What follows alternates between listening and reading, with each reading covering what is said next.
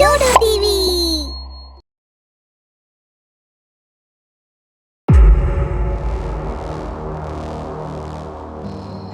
சபானா அவங்க அம்மா கூட ஒரு சின்ன கிராமத்துல வாழ்ந்துட்டு வந்தாங்க. அவங்க வயசு 22லிருந்து 23 இருக்கும். அப்புறம் அவங்க அப்பா ரொம்ப நாளைக்கு முன்னாடியே இறந்து போயிட்டாரு. அவங்க அம்மாவுக்கும் கேன்சர் இருந்தது.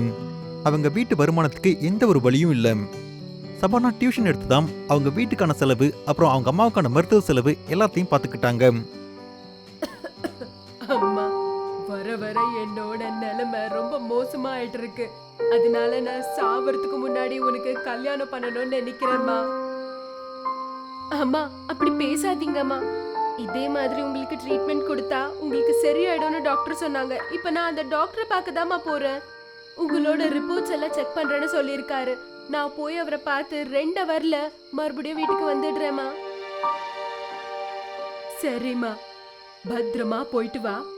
அந்த காட்டு வழியில மட்டும் போயிட்டு வராத. அந்த காட்டு வழியில என்னமா இருக்கு? எப்ப பாரு அந்த பக்கம் போவாதன்றீங்க. அதுதாம்மா போயிட்டு வர ஷார்ட் கட். இப்ப நான் சொல்ல முடியாது. ஆனா நேரம் வந்தப்ப அங்க என்ன இருக்குன்னு நீயே தெரிஞ்சுப்ப. ஷபானா டாக்டர் கிட்ட போறாங்க. மெதுவா எல்லாமே சரியா போயிடும். மறுபடியும் அவங்க கல்யாணத்தை பத்தி ஏதாவது கேட்டாங்களா? ஆமா, வேற என்ன சொல்ல? எப்பவுமே அவங்க கல்யாணம் பத்தி தான் பேசிட்டு இருப்பாங்க.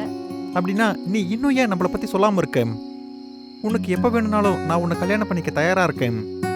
என்னோட கஷ்டத்தை நானே அனுபவிச்சுக்கிறேன். வேற யாரும் அனுபவிக்க வேணாம். நான் உங்களுக்கு கல்யாணம் பண்ணா உங்களுக்கு சந்தோஷம் கிடைக்காது. உங்களுக்கு என்னோட கஷ்டம் தாங்க வரும். இப்படி சொல்லிட்டு சபானா திரும்பவும் அவங்க வீட்டுக்கு போயிடுறாங்க. அவங்க கல்யாணம் பண்ணிக்கணுமா வேண்டாவா அப்படின்னு ஷபானாவுக்கே தெரியல.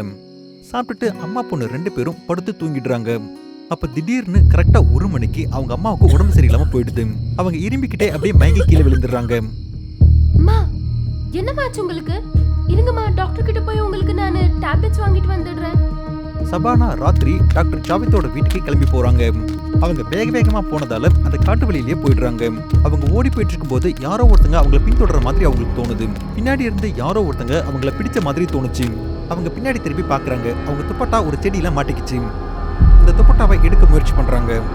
அந்த துப்பட்டா நல்லா மாட்டி இருந்ததால கிழிஞ்சு போச்சு. இருந்தாலும் அவங்க அதை போட்டுக்கிட்டு ஜாவித்தோட வீட்டுக்கு போறாங்க.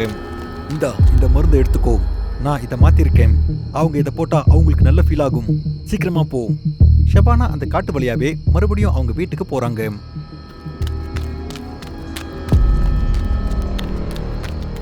அவங்க அம்மாவை எழுப்பி மருந்து கொடுக்குறாங்க. மருந்து குடிச்ச உடனே அவங்க அம்மா சரியாயிடுறாங்க. அப்புறம் அவங்க கொஞ்ச நேரம் கழிச்சு படுத்து தூங்கிடுறாங்க. ஷபானா தூங்க போகும்போது அவங்க பெட்ஷீட்டை யாரோ ஒருத்தங்க இழுக்கிற மாதிரி இருந்தது. அவங்களுக்கு அந்த ரூம்ல யாரோ ஒருத்தங்க இருக்கிற மாதிரி தோணிட்டு இருந்தது. அவங்க பெட்ஷீட்டை தள்ளி பாக்குறாங்க. அங்க யாருமே இல்லை. அவங்க கொஞ்ச நேரத்திலேயே படுத்து தூங்கிடுறாங்க. அப்ப திடீர்னு பயங்கரமா எரிஞ்சிட்டு ஒரு கை அவங்க பெட்ஷீட்ல நெருப்பா பத்த வச்சிருது. அந்த பெட்ஷீட் அப்படியே பத்து எரிஞ்சிட்டு இருந்தது. ஆனா ஷபானா எழவே இல்லை. அவங்க காலையில எந்திரிச்சு அந்த எரிஞ்சு போன பெட்ஷீட்டை பார்த்து அப்படியே ஷாக் ஆகுறாங்க. அப்படியே பயந்தும் போயிடுறாங்க. நடு ராத்திரியில இது யாரு பண்ணது? அவங்க இத அவங்க அம்மா கிட்ட சொல்றாங்க. அவங்க காட்டு வழியா போனதையும் அவங்க அம்மா கிட்ட சொல்றாங்க. எத்தனை வாட்டியம்மா சொல்றது? நான் சொல்றது கேட்காம நீ அந்த காட்டு வழியில போயிட்டு வந்தியா? அம்மா, அங்க என்னதாமா இருக்கு சொல்லு. அங்க அங்க அக்னி ராட்சசன் இருக்கான். அந்த காட்டுல ஒரு அக்னி கதவு இருக்குடா செல்லம். அதுக்குள்ள ஒரு ராட்சசன் இருக்கான். அவன் ஏதாவது ஒரு பொண்ணை பார்த்துட்டா அந்த பொண்ணு அவனுக்கு பிடிச்சு போனா அவன் அந்த பொண்ணை விடுறது இல்ல. அவன் அந்த பொண்ணை அவனோட லோகத்துக்கு கண்டிப்பா கொண்டு போவான். ஐயோ, இவ்வளவுதானா அம்மா? அதெல்லாம் சும்மா கட்டுக்கதமா. அதெல்லாம் நம்பாதீங்க, நீங்க சும்மா இருங்க. ஷபானா டாக்டர் ஜாவித் கிட்ட போய் நடந்த எல்லாத்தையுமே சொல்றாங்க. டாக்டர் ஜாவித் அவரோட கையை ஷபானாவோட கை மேல வச்சு ஷபானாவுக்கு நம்பிக்கை கொடுக்கறாரு. டாக்டர் ஜாவித் ஷபானாவோட கை மேல கை வச்ச உடனே அவரோட கை சுட்டுடுது. இது எப்படி நடந்தது?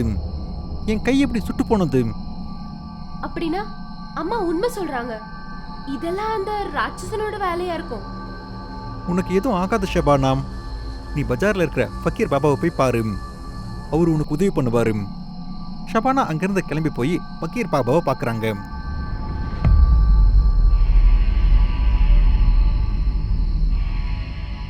ஃபக்கீர் பாபா அவங்களை தொட்ட உடனே கண்டுபிடிச்சிடுறாரு. அவங்க பின்னாடி ஒரு நெருப்பு பூதம் இருக்குன்னு. இந்த நெருப்பு பூதம் எந்த வழியில வேணாலும் வந்து உங்களை ஏமாத்தலாம். அது உங்களை அதோட உலகத்துக்கு கூட்டிட்டு போகாம விடாது. ஆனா ஃபக்கீர் பாபா, அதுகிட்ட இருந்து தப்பிக்க ஏதாவது வழி இருக்கா? இந்தாங்க. பக்கீர் பாபா அவங்களுக்கு ஒரு மந்திரிச்ச கத்தியை கொடுக்குறாங்க. அது எந்த ரூபத்துல வந்தாலும் அது எரிஞ்சிட்டு இருக்கிற காலை வச்சு நீ கண்டுபிடிச்சிடலாம். அதோட கழுத்தை இந்த கத்தியால குத்திடு. அல்லாவோட தயவால நீ சீக்கிரமாவே அதுகிட்ட இருந்து தப்பிச்சிடுவேன். ஷபானா அந்த கத்தியை எடுத்துக்கிட்டு இருட்டுல அவளோட வீட்டுக்கு போறான். ஷபானா நடந்து போயிட்டு இருக்கும்போது போற வழியில டாக்டர் ஜாவித்தை சந்திக்கிறாங்க. ஜாவித், நீங்க இங்க என்ன பண்றீங்க? நான் உங்க அம்மாவை பத்தி கேட்கறதுக்காக இங்க வந்தேன். வா வீட்டுக்கு போகலாம், நானும் உன் கூடவே வரேன். ஜாவித்தும் ஷபானாவும் முன்னா நடந்து போறாங்க. ஆனா அப்போ ஷபானாவோட கண்ணு ஜாவித்தோட கால் மேல போகுது.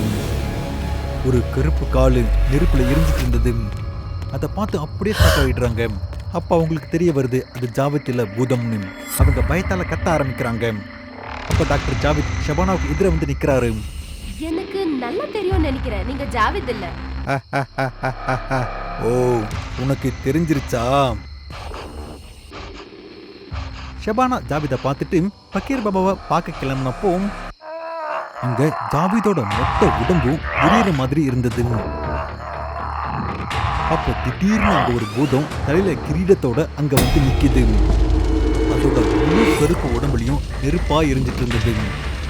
அதனாலதான் அத நெருப்பு பூதம்னு சொல்லுவாங்க. யார் நீ? உனக்கு என்ன வேணும்?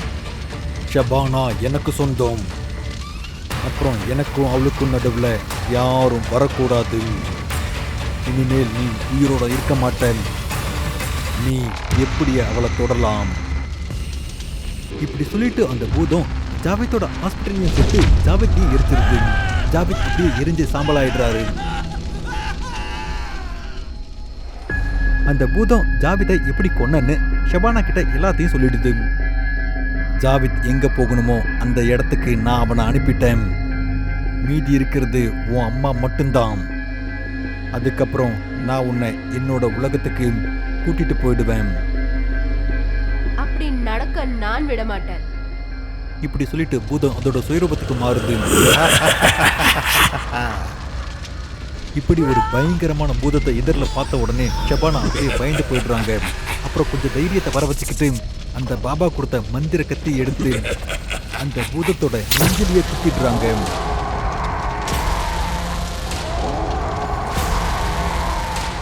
அந்த பூதம் அந்த இடத்துலயே அப்படியே எரிஞ்சு அதே இடத்துல ஒரு கல்லா மாறிடுது.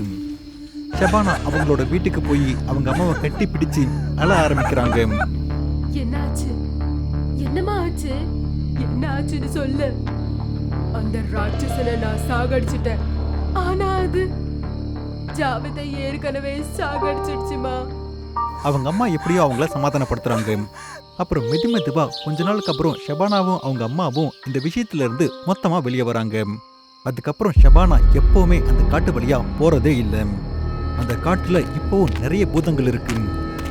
அந்த பூதங்கள் சின்ன பொண்ணுங்களோட வருகையை எதிர்பார்த்துட்டு இருக்குதுங்க.